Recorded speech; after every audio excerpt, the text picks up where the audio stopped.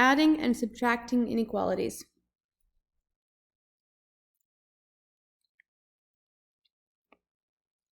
We can use the number line to investigate the effect of adding to and subtracting from each side of an inequality. So adding the same number to each side of an inequality, if we look and if we add 2 to both sides, I also have each dot on my number line representing -2 and 4. If I was to add 2 to the -2 side, and if I was to add 2 to the 4, I'm now at 0 and 6. And then I'm going to see if the inequality still reads true, which it does. So by adding a number to both sides of inequality, it still reads true. We can use the number line as well to show, oh, my apologies, that's looking at the answer key. We're good. We can also do the same thing for subtracting. So here, if I subtract 1 from each side, the inequality is still true. So taking away -1 from -2, I get -3. 4 take away 1 is 3. And on my number line, I'm showing that I'm subtracting 1 from both numbers, and my statement still reads true. -3 is less than 3.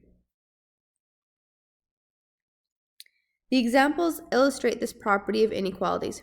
When the same number is added to or subtracted from each side of an inequality, the resulting inequality is still true.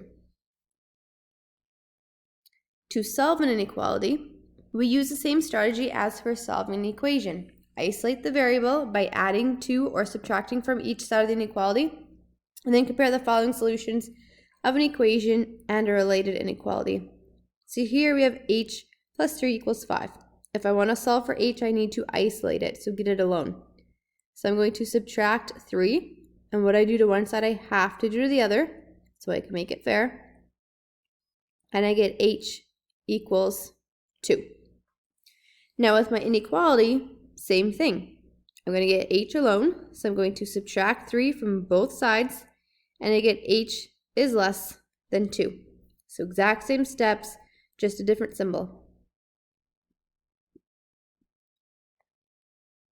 And then there's our solution here. In our equation, h equals 2, there's only one solution, 2. In our inequality, there are many solutions. Anything that's less than 2 would be a solution. We're going to solve the inequality. 6.2 is less than or equal to x subtract 4.5. We'll verify, and then we'll graph. So I need to get my variable on its own. So I need to get rid of -4.5 by adding. So by doing the opposite. What I do to one side, I have to do to the other. And I get 10.7 is less than or equal to x. To verify, I'm going to plug in 10.7 into my original inequality for x.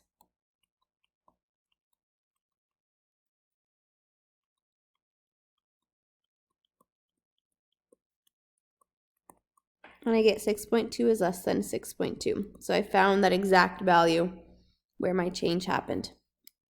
To graph the solution, I'm going to put 10.7 right in the middle. I'll put a couple values that are larger, a couple to the left that are smaller. 10.7 is included, so I'm going to color that in. And my x values are greater, so I'm to the right. Good. We're going to solve and graph these two.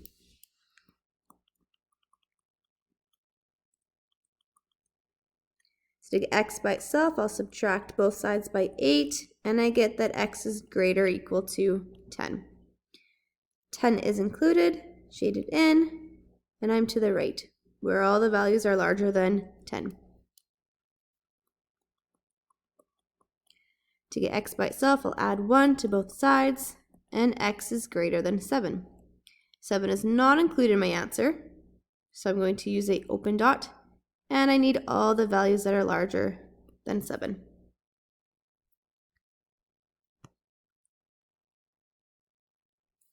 Here's a couple more.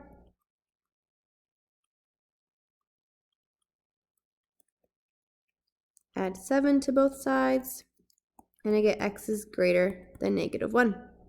-1 is not included, and all my x values are larger. Add 1 to both sides to get x by itself, and I get x is less than or equal to 4. So 4 is included, and I'm smaller than.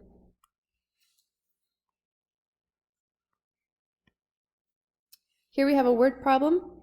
Jake plans to board his dog while he's away on vacation. Boarding house A charges $90 plus $5 per day. Boarding house B charges $100 plus $4 per day.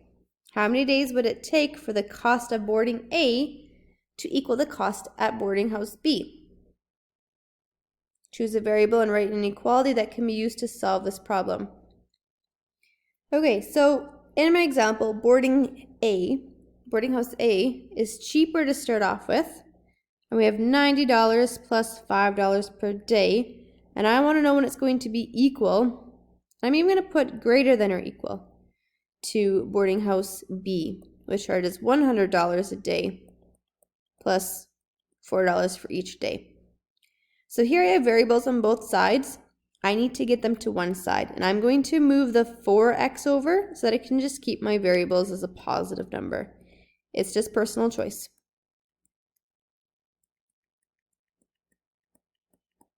All right, move my numbers over, so I'll subtract both sides by 90, and I get that x is greater than 10.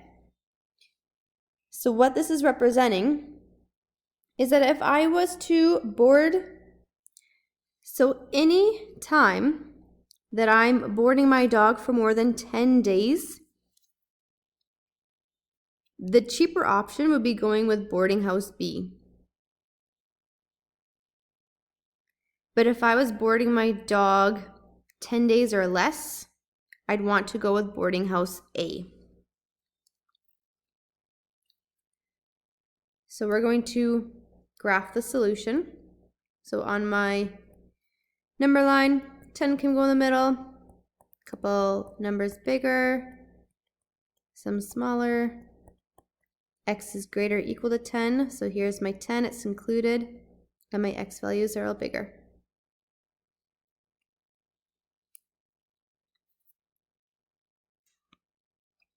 You can now go on to assignment practice number 2.